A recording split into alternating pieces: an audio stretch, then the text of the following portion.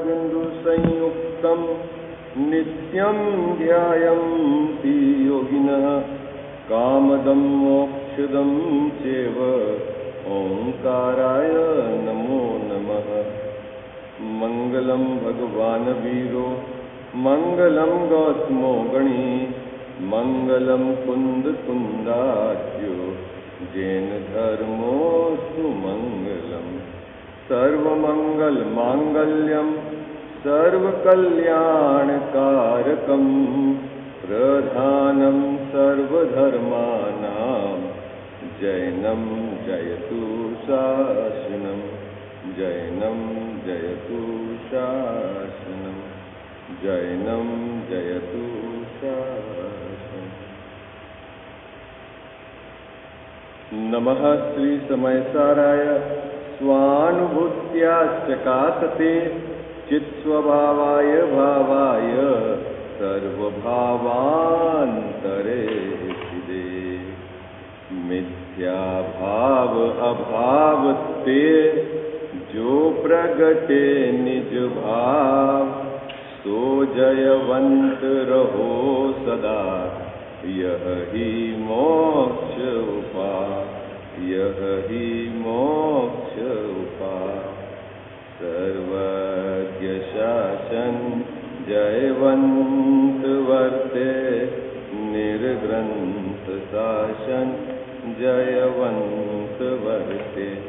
हे यही भाव विचिन्न मन में रहता है सर्वज्ञ शासन जयवंत वर्ते निर्ग्रंथ शासन जयवंत वर्ते। जय बोलो देवशास्त्र गुरु की। मोक्षमार्ग प्रकाशक ग्रंथ विराजमान है। दूसरा अधिकार अपना जो नियमित स्वाध्याय के क्रम में चल रहा है, प्रकरण चल रहा है यहाँ मति ज्ञान की पराधीन प्रवृत्ति। प्रकरण क्या चल रहा है? दूसरे अधिकार के आधार से मति ज्ञान की पराधीन प्रवृत्ति। मति ज्ञान किसको कहते हैं? मति ज्ञान किसको कहते हैं? जो कमजोर ज्ञान है तो आत्मा का, लेकिन जानने के काल में वह 5 इंद्रियों और मन की सहायता लेता है ना? यही हुआ ना मति ज्ञान। किसके पाया जाता है मति ज्ञान? है ना? संसार में जो है संसारी जीव, केवल ज्ञान जिनके नहीं है उनको छोड़कर जितने भी जीव हैं सबके ये मति ज्ञान पाया जाता है। ठीक है? और मति ज्ञान है क्या? कि ये व्यक्त ज्ञान है। क्या है? व्यक्त ज्ञान है। वर्तमान दशा में प्रकट ज्ञान, वो है व्यक्त ज्ञान, मति ज्ञान। और शक्ति कितनी है हमारी? शक्ति की अपेक्षा से हमारी कितनी ताकत है? कि कैसी शक्ति है कजावत साहब? है केवल ज्ञान, चैतन्य। जैसे आप बोलते हैं चैतन्य, तो वो शक्ति है। अब यहाँ चल रही है इसकी पराधीन प्रवृत्ति की चर्चा। तो अब आप बताओ कि मति ज्ञान कैसे पराधीन है? सबसे पहले नंबर की पराधीनता की चर्चा अपन ने ये करी थी कि यह मति ज्ञान इंद्रियों और मन के पराधीन है। कैसे पराधीन है? कि जब भी ये जानता है तो 5 इंद्रिय और मन की सहायता से जानने का काम। इसकी परिभाषा भी ऐसी है। जानता तो आत्मा स्वयं है ना? वस्तु स्वतंत्रता की तरफ से बात करेंगे तो उसकी स्वयं में ये योग्यता पड़ी हुई है जानने की। और इंद्रियां तो जड़ है, वो क्या ज्ञान उत्पन्न करे। लेकिन यह कमजोर ज्ञान जब भी जानने का कार्य करेगा तब 5 इंद्रिय और मन की सहायता लेनी पड़ती है। इसको बोलते हैं पराधीनता। क्या बोलते हैं? पराधीनता। जैसे दादाजी को चलते तो दादाजी अपनी ताकत से है, लेकिन लकड़ी की सहायता से चलते हैं तो वो कहते हैं लकड़ी की पराधीनता। सही है बात? पकड़ में आ गई? लकड़ी नहीं चलाती दादाजी को। कौन चलाते हैं? चलते तो दादाजी स्वयं है, लेकिन अपन बोलते हैं ना पराधीन हूं मैं। किसके पराधीन हूं? कि लकड़ी के, है ना। तो ठीक उसी प्रकार जो मति ज्ञान अभी वर्तमान में हमारी पर्याय में व्यक्त है, उसकी कमजोरी बता रहे हैं यहाँ पर, उसकी पराधीनता बता रहे हैं। तो पराधीनता बतलाने का जो एंगल है पंडित साहब का, उसमें पहला एंगल तो यह है कि यह इंद्रियों और मन के पराधीन है। समझ गए आप? समझ गए कैसे? कि जानने के काल में इंद्रियां और मन की सहायता लेनी पड़ती है, और अगर उसकी सहायता नहीं ले तो नहीं जान।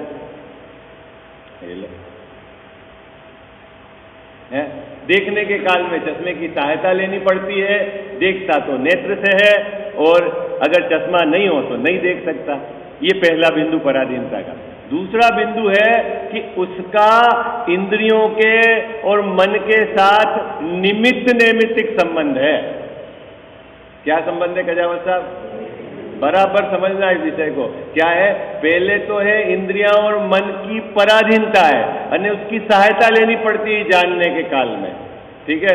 दूसरा नंबर है इंद्रियां और मन के साथ उसका निमित्त नैमित्तिक संबंध है। निमित्त नैमित्तिक संबंध मतलब क्या?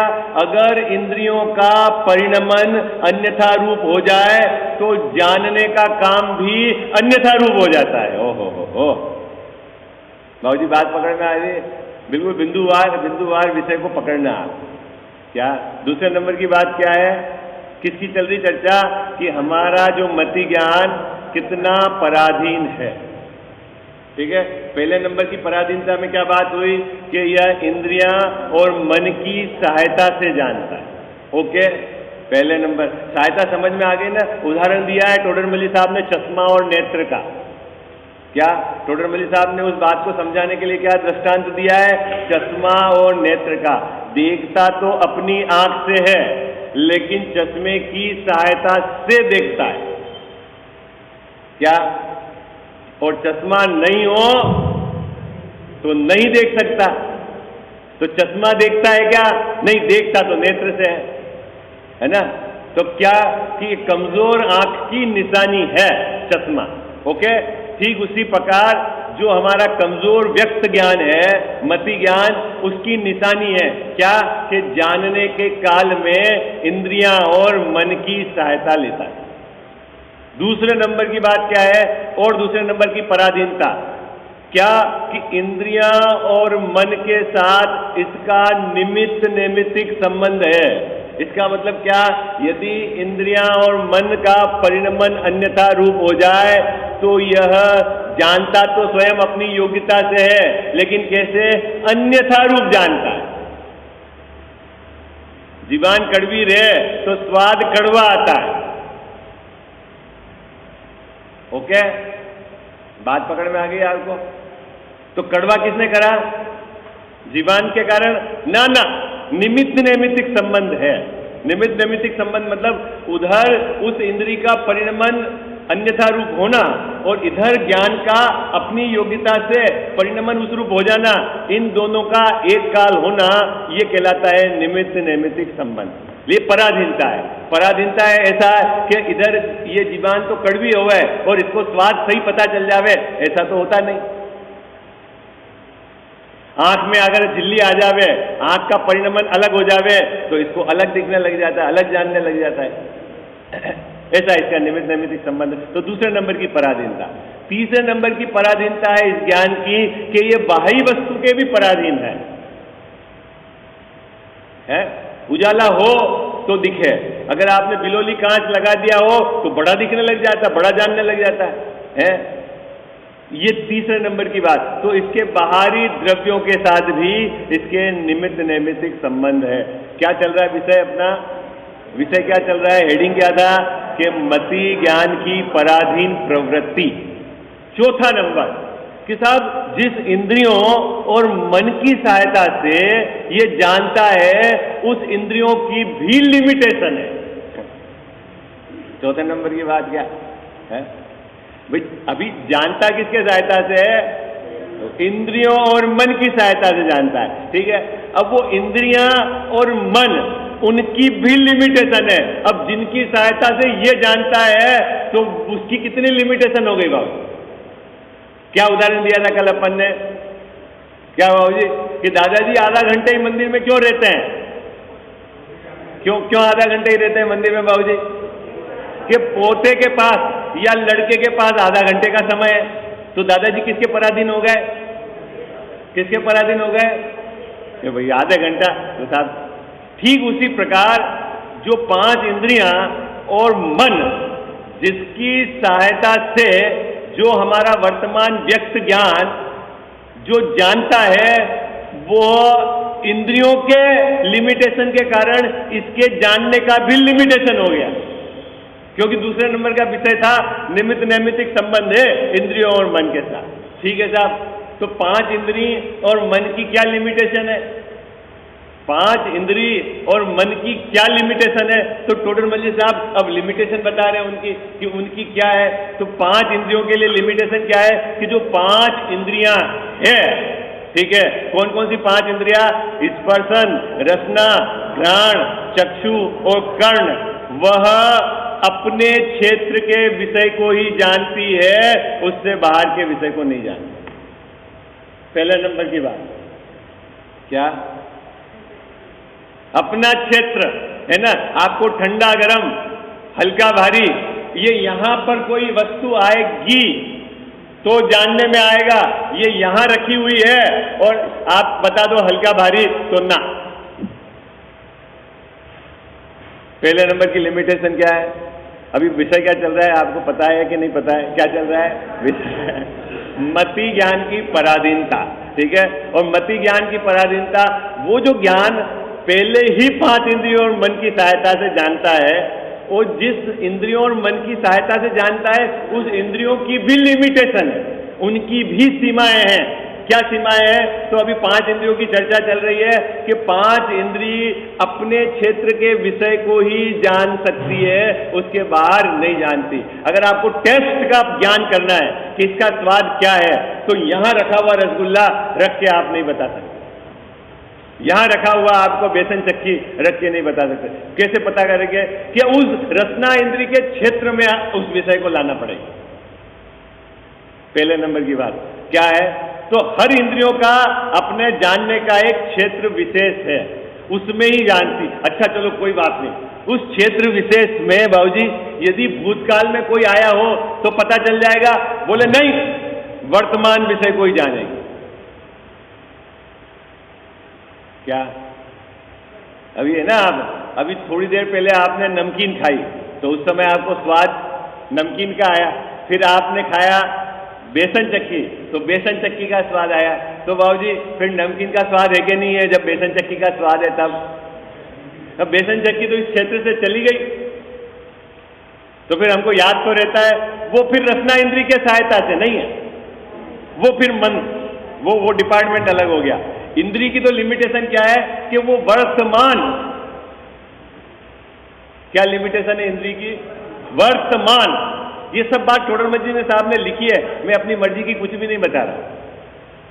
क्या क्या बात हो गई कजावत साहब? क्या बात हो गई? एक क्षेत्र फिक्स हो गया, ठीक, उसके बाद काल फिक्स हो गया, समय फिक्स हो गया, है ना। 5 इंद्रियों से जो जानना होता है वो त्रिकालवर्ती नहीं है, वर्तमान, ठीक, लेकिन उसके क्षेत्र में जितने विषय आए सबको जानता है नहीं। क्या है? स्थूल स्कंध जो इसके पकड़ में आएगा इंद्रिय के, उसी का इसको ज्ञान होता है, बाकी सूक्ष्म स्कंध उसका ज्ञान नहीं होता। ठीक है, कितनी बातें हो गई? कितनी बातें हो गई 5 इंद्रियों के संबंध में? एक बात तो हो गई पुद्गल स्कंद, और अगर यहां लिखना चाहो तो लिखो स्थूल पुद्गल स्कंद।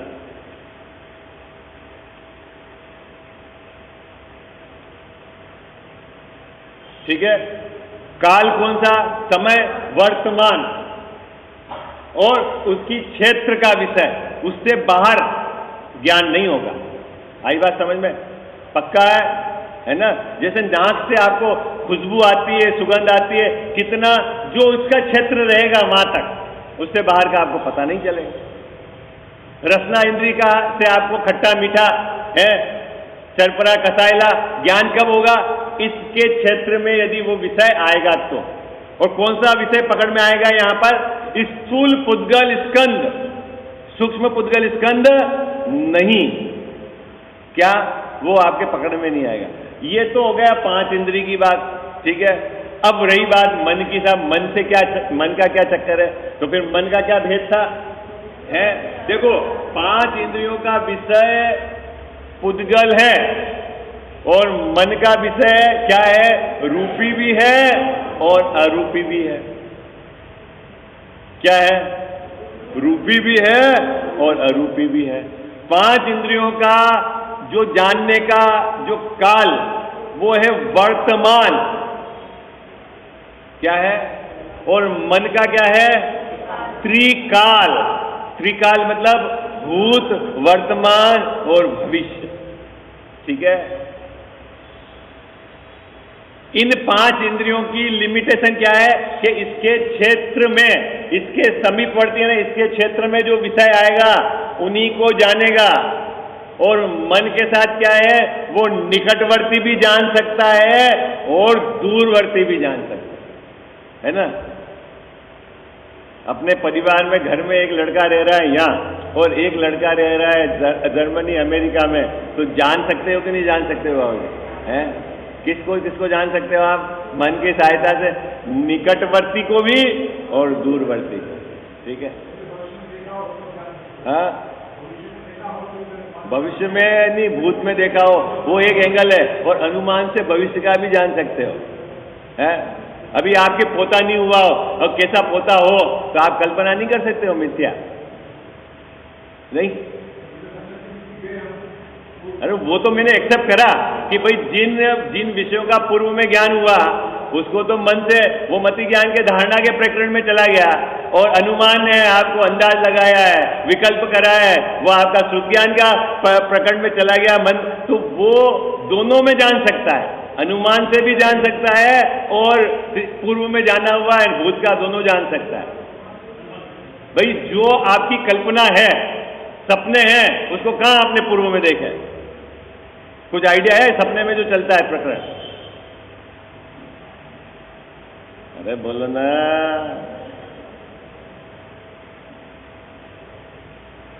तो ये पार्ट है मन का। अभी उसका भी अपन जो चोडरमल साहब ने कहा उस एंगल से आप चाहोगे तो श्रुत ज्ञान का प्रकरण यदि फैला के पढ़ना है तो फैला के पढ़ लेंगे। न्याय किसको कहते हैं, तर्क किसको कहते हैं, युक्ति किसको कहते हैं, अनुमान किसको कहते हैं, लेकिन वो विषय क्या है, उधर अगर फैल जाएंगे तो यहां की जो स्ट्रेंथ है इस सब्जेक्ट की वो ढीली हो जाएगी। मति ज्ञान से जाने हुए विषय के बारे में विशेष जानना वो श्रुतक ज्ञान, ठीक है। मति ज्ञान के पार्ट है आपके, क्या है, अवग्रह या अवाय धारणा, ठीक है। और श्रुतक ज्ञान अक्षरार और अनक्षरात्मक होता है, और उसके अंदर में फिर अगर प्रमाण ज्ञान से जाके व्याप्ति लगाए, तर्क, युक्ति, अनुमान, ये जब सब उसके पार्ट में आते हैं, अब उसके आधार से तो ये विषय पूरा प्रमाण ज्ञान का हो जाए। वो आप मोक्ष शास्त्र से आपने लिए पढ़ाई होगा, ठीक है। अगर उसको यहां अपन फैलाएंगे तो ये फैल ज्यादा जाएगा, और आप कहो कि फैलाना है तो फैला देंगे, उसमें कोई दिक्कत नहीं। अभी तो प्रकरण क्या चल रहा है बाबूजी कि अपना एंगल यहां टोडरमल साहब का ये है कि मति ज्ञान की पराधीनता कितनी है। मति ज्ञान कौन सा? जो अभी हमारा व्यक्त ज्ञान है। कौन सा मति ज्ञान? जो व्यक्त है ना, संसारी जीवों में नियम से पाया जाता है, सभी के पाया जाता है, ठीक है। क्या? मति ज्ञान। लेकिन उसकी पराधीनता क्या है? तो ये पराधीनता बता रहे हैं यहां पर। पहले नंबर की पराधीनता तो ये है कि ये इंद्रियों और मन की सहायता से जानता है। दूसरे नंबर ये है कि इंद्रियों और मन के साथ इसका निमित्त नैमित्तिक संबंध है। तीसरा यह है कि इसके बाहरी द्रव्यों के साथ भी निमित्त नैमित्तिक संबंध है। चौथा, जिनकी सहायता से जानता है उन इंद्रियों का भी लिमिटेशन है। क्या लिमिटेशन है? तो वो अपन अभी चर्चा कर रहे हैं कि उनकी भी लिमिटेशन है, ठीक है। 5 इंद्रियों की लिमिटेशन है, मन की लिमिटेशन है। तो मन की लिमिटेशन में क्या क्या चर्चा चल रही है कि मन के द्वारा अपन त्रिकालवर्ती है ना, और 5 इंद्रियों में क्या डाला था बाबूजी? वर्तमान। 5 इंद्रियों में क्या डाला था? वर्तमान। और मन में क्या है? त्रिकालवर्ती, है ना। त्रिकालवर्ती मतलब भूत, वर्तमान और भविष्य, ठीक है। इसका विषय क्या है? 5 इंद्रियों का स्थूल पुद्गल स्कंध। स्कंध समझ गए ना? पुद्गल परमाणु नहीं, ढेला, ढेला भी बड़ा ढेला, इसको स्थूल पुद्गल स्कंध। और मन का विषय क्या है? रूपी भी है और अरूपी भी है, ठीक है। इसीलिए कल अपन ने क्या चर्चा करी थी थोड़ी सी, कि सम्यक दर्शन क्यों असंज्ञ क्यों नहीं होता इस प्रकरण के आधार से। सम्यक दर्शन क्यों असंगी पंचेंद्री को नहीं होता? क्योंकि सम्यक दर्शन का विषय क्या है? आत्मा। और आत्मा कैसी है बाबूजी? अरूपी। और उस अरूपी आत्मा को जानने के लिए जिसकी सहायता ली जाती है वो है मन। और जिसके मन ही नहीं है तो वह अरूपी आत्मा को कैसे जानेगा? इसीलिए सम्यक दर्शन की पात्रता में क्या एलिजिबिलिटी है? कि मन होना अनिवार्य है। बात पकड़ में आ गई? सरल है ये। इस एंगल से तत्व विचार करने के लिए तब आएंगे, तब अपन विचार की बात करेंगे, मन के द्वारा क्या होता है। जब टोडरमल साहब 7वें अधिकार में तत्व विचार की महिमा बताएंगे तब अपन बताएंगे कि मन की क्या विशेषता है। अभी तो यहाँ पर इसका जो विषय मतलब जो है पीछे मति ज्ञान, वो उसका सब्जेक्ट किस इंद्रियों से कैसे मूव करता है, ये चर्चा चल रही है। क्या बात हो गई अभी बाबूजी अपनी? क्या क्या बात हो गई?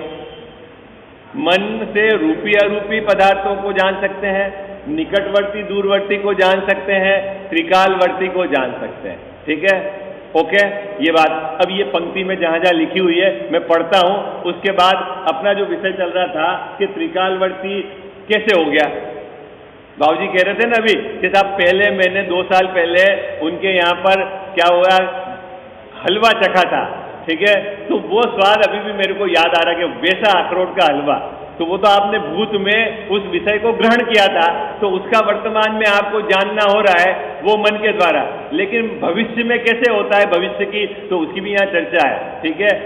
चलें आगे अपन प्रकरण। अभी वो 4 पंक्ति ये जो अपन ने चार्ट बनाया, इसकी जो पंक्ति यहाँ लिखी हुई है आपको पढ़ना है, और उसमें ये जो बंटवारा किया है उसको समझकर फिर अपन विषय को आगे बढ़ाएंगे। देखो पेज नंबर 34।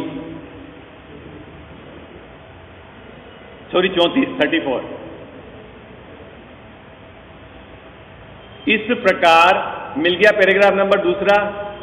इस प्रकार यह मति ज्ञान पराधीनता सहित इंद्री मन द्वार से प्रवर्तता है ना। जानने का काम होगा ना बाबूजी, तो इस द्वार से प्रवर्तता है ना। राजा इस गेट के से बाहर निकलता है, तो है ना, समझना, निकलने वाला तो राजा है लेकिन इस गेट के रास्ते से निकलता है बाहर, ठीक है। उसी प्रकार ये जो मति ज्ञान जानता तो मति ज्ञान है, लेकिन कैसे जानेगा? 5 इंद्रिय और मन की सहायता से जानेगा, ठीक है। उन इंद्रियों, अब यहां इंद्रियों की लिमिटेशन बता रहे हैं टोडरमल साहब, जिनकी सहायता से जानता है, ठीक है। उन इंद्रियों द्वारा तो जितने क्षेत्र का विषय हो उतने क्षेत्र में, इंद्रियों का लिमिटेशन, स्पर्शन इंद्रिय का क्षेत्र, स्पर्शन इंद्रिय का, रसना इंद्रिय का क्षेत्र, रसना इंद्रिय का, घ्राण इंद्रिय का क्षेत्र, जितने क्षेत्र में वो उनका विषय वो जान सकते हैं, उससे बाहर नहीं जान सकते, ठीक है। पहले नंबर की बात।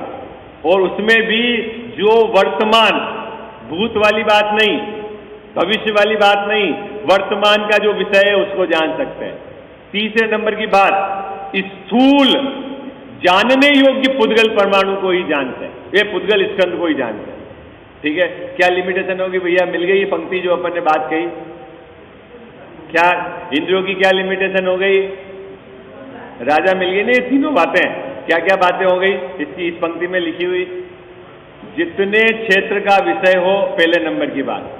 दूसरे नंबर की बात वर्तमान। तीसरे नंबर की बात स्थूल पुद्गल स्कंद, ठीक है। ये 5 इंद्रियों के संबंध में बाबूजी ये बात हो गई, ओके। चलो आगे। और उसमें एक और लिमिटेशन है, देखो क्या लिमिटेशन है? उनमें भी अलग अलग इंद्रियों द्वारा अलग अलग काल में किसी स्कंद के स्पर्श आदि का ज्ञान होता है ना। क्या कहना चाह रहे हैं इस पंक्ति में? कि जैसे यहां पर कोई चीज रखी हुई है, जीवान पे भी कोई चीज रखी हुई है, और यहाँ नाक पे भी कोई चीज रखी हुई है, और आंख पे भी कोई चीज रखी हुई है, बाबू जी, तो सबका एक साथ जानना नहीं होगा। एक एक विषय को जानेगा मति ज्ञान, एक साथ सबको नहीं साहब उसके क्षेत्र में तो आ रहा है, जो आने दो, उससे कोई एक साथ नहीं जान सकता।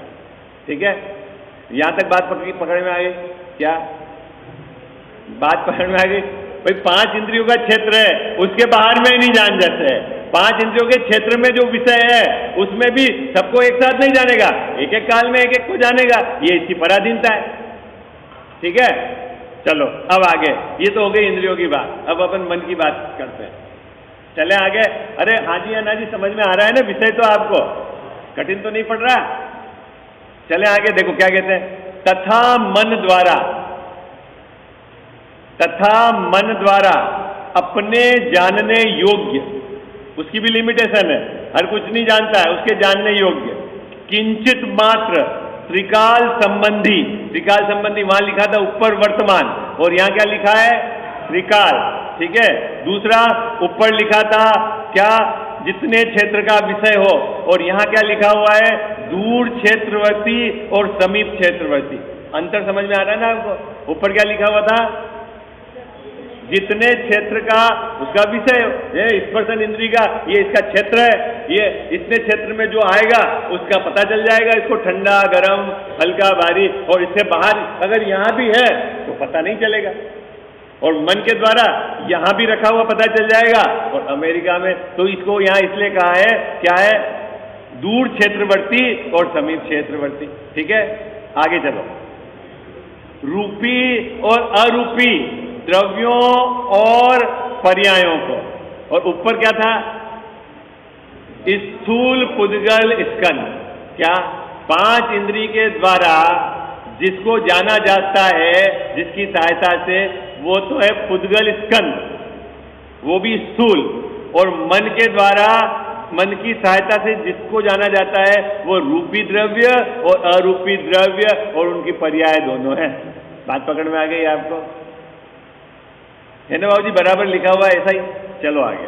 ठीक है, फिर यह लिखा अत्यंत अस्पष्ट रूप से जानता है। ओहो, जानता तो ये ज्ञान है, मति ज्ञान, लेकिन ये अत्यंत अस्पष्ट रूप से जानता है। इसका मतलब क्या है बाबू जी? स्पष्ट क्या कहना चाह रहे हो आप, और अस्पष्ट क्या कहना चाह रहे हैं? जिसको सम्यक दर्शन होता है वो आत्मा को अस्पष्ट जानता है। क्यों? वो तो मति ज्ञान से ही तो जानता है, केवल ज्ञान कहां है? चले साहब, बात पकड़ में आई है? तो वो अस्पष्ट जानता है। इसका मतलब क्या कहना चाह रहे हैं बाबू जी? क्या कहना चाह रहे हैं? क्या? कि जैसे केवल ज्ञान में आत्मा दिखता है प्रदेश की भिन्नता के साथ है, उसके एक एक पर्याय की परिणमनता के साथ, ऐसी स्पष्ट ज्ञान यहां मति ज्ञान में नहीं होता है। तो मति ज्ञान में कैसा होता है कि मति ज्ञान में ये है एग्जिस्टिंग, ऐसा ये द्रव्य है, बस ऐसा जाना प्रदेश की भिन्न, इसलिए इसको यहां शब्द डाला अस्पष्ट। अजीत भैया, स्पष्ट मतलब कोई ऐसा तो और सम्यक दृष्टि को बिल्कुल आत्मा के प्रदेश दिखते हो, धोखे में नहीं रहना। नो? क्या? क्यों? ये मति ज्ञान की ताकत ही नहीं है, वो तो केवल ज्ञान की ताकत। लेकिन ये बात जरूर है क्या कि मति ज्ञान के द्वारा ये आत्मा अरूपी द्रव्य, ये द्रव्य ऐसा है और ये पर्याय इससे भिन्न है, ऐसा ज्ञान हो जाता है, हो सकता है, ऐसी कैपेसिटी है। लेकिन स्पष्ट मतलब प्रदेश भेद वहां उसको पकड़ में नहीं आता। बात समझ में आ गई? अस्पष्ट का क्या कहना है यहां पर? सिंगल साहब बात अच्छा, तो फिर सम्यक दर्शन का विषय क्या है? अस्पष्ट है कि स्पष्ट है? अभी सम्यक दर्शन के लिए देखो, सम्यक दर्शन के लिए आत्मा के प्रदेश का जानना जरूरी नहीं है। आत्मा के एक एक समय की पर्याय का ज्ञान हो यह जरूरी नहीं है। क्या है फिर? क्योंकि अभी सम्यक दर्शन तो मति ज्ञान, श्रुत ज्ञान उसी में होगा ना। उसी की सहायता से होगा, ये तो वो श्रद्धा का विषय। लेकिन उसके पहले जो जानेगा आत्मा को, तो उसके पास ताकत क्या है, पूंजी क्या है अभी व्यापार करने की आपके पास, कि अभी प्रकट ज्ञान है हमारे पास, मति ज्ञान, श्रुति ज्ञान है। भले ही शक्ति के रूप में केवल ज्ञान रूप शक्ति पड़ी हो, लेकिन अभी वर्तमान में ताकत कितनी है कि वर्तमान में ताकत तो मति ज्ञान और शुद्ध ज्ञान है, और मति ज्ञान तो परोक्ष ज्ञान है। श्रद्धा का विषय तो उसके पहले जब तक निमित्त नैमित्तिक संबंध है, वो भी मैं बताऊंगा सम्यक दर्शन का जब प्रकरण आएगा, कि जब तक आपको विषय का निर्णय ही सही नहीं होगा तो श्रद्धा कैसे सम्यक होगा। ज्ञान निर्णय करेगा ज्ञान को कहां आगे रखना है और श्रद्धा को कहां आगे रखना है, वो दोनों आपको पिक्चर क्लियर होनी चाहिए। बस निर्णय होगा तभी तो आपको निर्णित ज्ञान से आपकी श्रद्धा और विश्वास प्रतीति बनती है।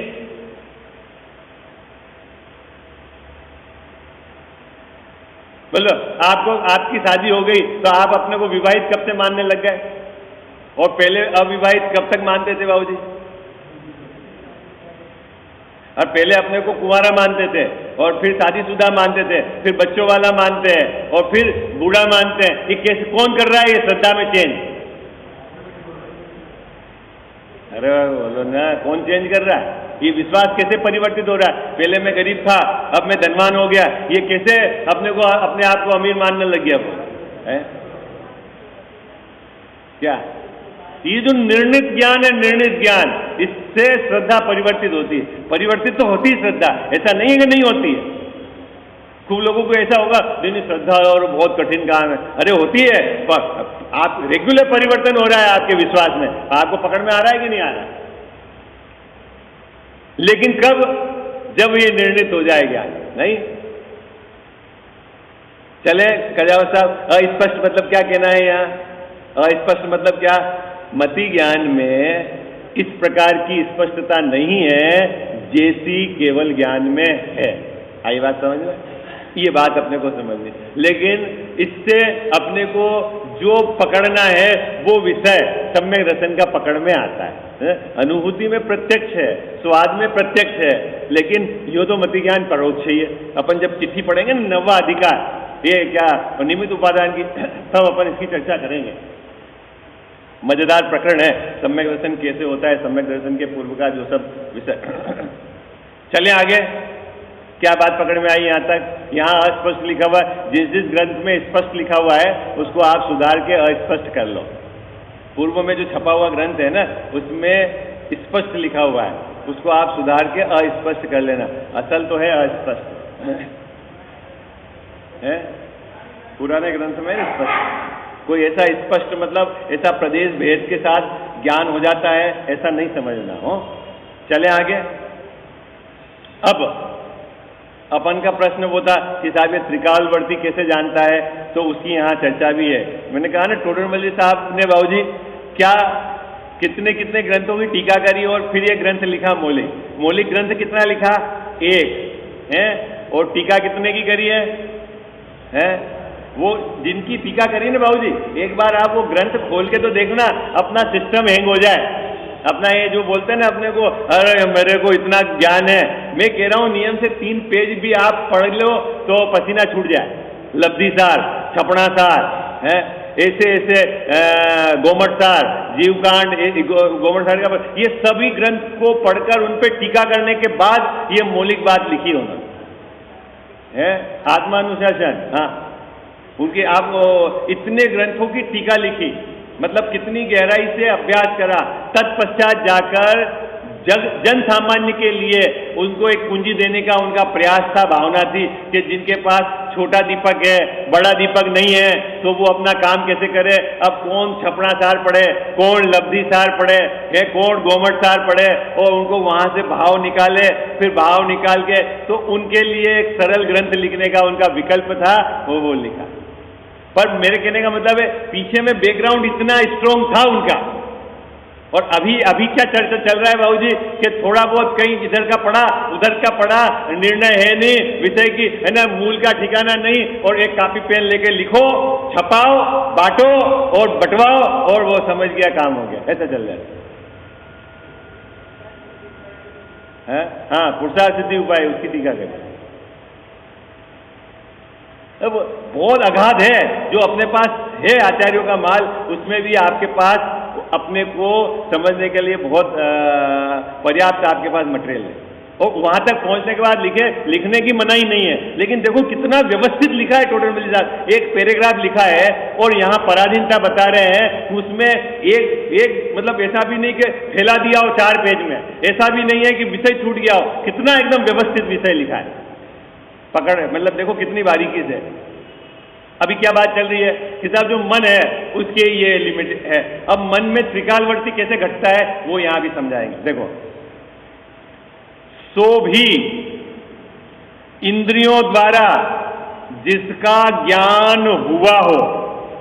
बाबूजी आप जो कह रहे थे ना वो बात आ गई क्या कि पहले इन 5 इंद्रियों द्वारा जिस विषय का ज्ञान हुआ हो, पहले ये तो हो गई भूत की, ठीक है ना।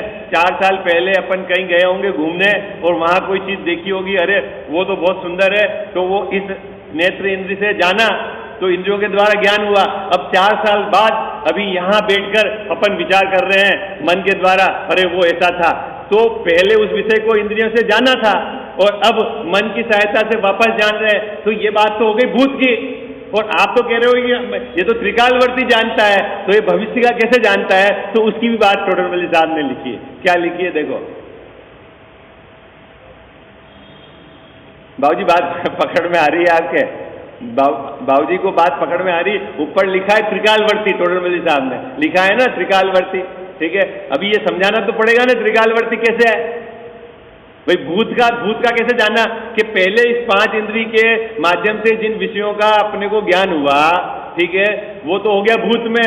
अभी वो अब ऐसा चले जाना मति ज्ञान में, धारणा में चला गया, वापस निकाल के मन से आया ना, अभी मैं उधर उसका विस्तार नहीं कर रहा हूं, यह हवा उसमें धारणा में। अभी तो ये समझो कि 5 इंद्री से पूर्व में जिसको जाना था उनकी लिमिटेशन थी वर्तमान की, तो वर्तमान में जान लिया था उनके माध्यम से।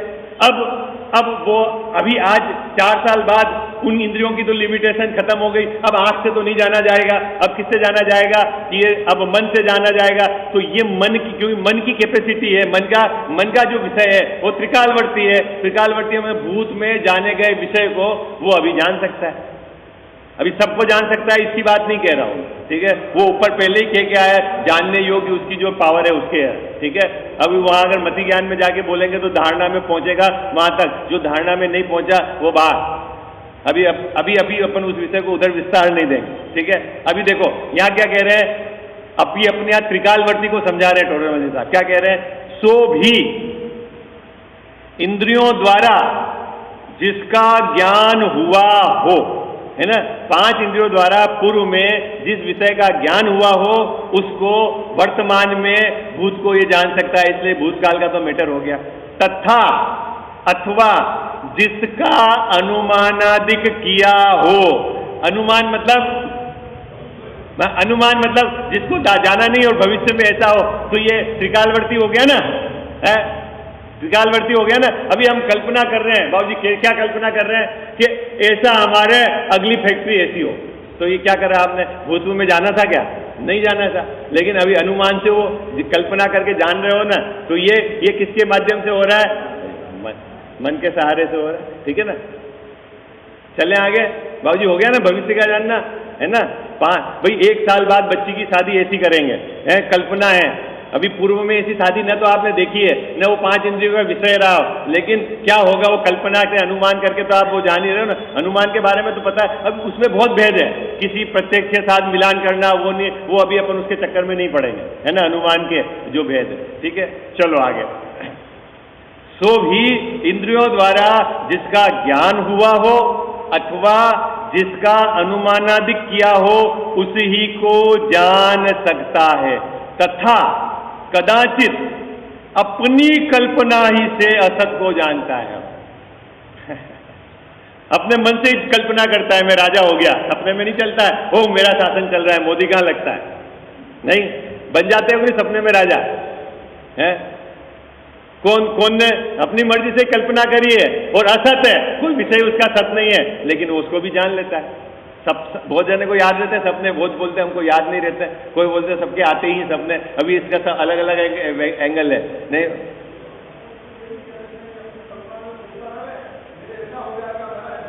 हाँ हाँ, जिसके हाँ 24 घंटे ये हो जाए तो क्या हो, ये हो जाए तो ये क्या हो, है ये कल्पना से जानता रहता है, डरता रहता है। चलो समय हो गया, मैं ये 2 पंक्ति पढ़ लेता हूं, फिर अपन इसकी चर्चा करेंगे। ठीक। तथा कदाचित अपनी कल्पना ही से असत को जानता है, जैसे स्वप्न में अथवा जागते हुए। दोनों बात कही हो, स्वप्न में और जागते हुए। अभी स्वप्न में कैसे असत है और जागते हुए कैसे असत है, अपन इसकी चर्चा करेंगे कल। आपको जल्दी जल्दी चलने का तो नहीं है विषय, हाँ नहीं, किसी को चाहिए तेजी से करना हो तो, या आप शांति से सोचोगे तो आपको बहुत आनंद आएगा इस ग्रंथ के अंदर। जैसे स्वप्न में अथवा जागते हुए जो कदाचित कहीं नहीं पाए जाते, ऐसे आकारादि का चिंतन करता है, जैसे नहीं है वैसे मानता है, इस प्रकार मन द्वारा जानना होता है। तो यह इंद्रियों और मन द्वारा जो ज्ञान होता है उसका नाम मति ज्ञान है।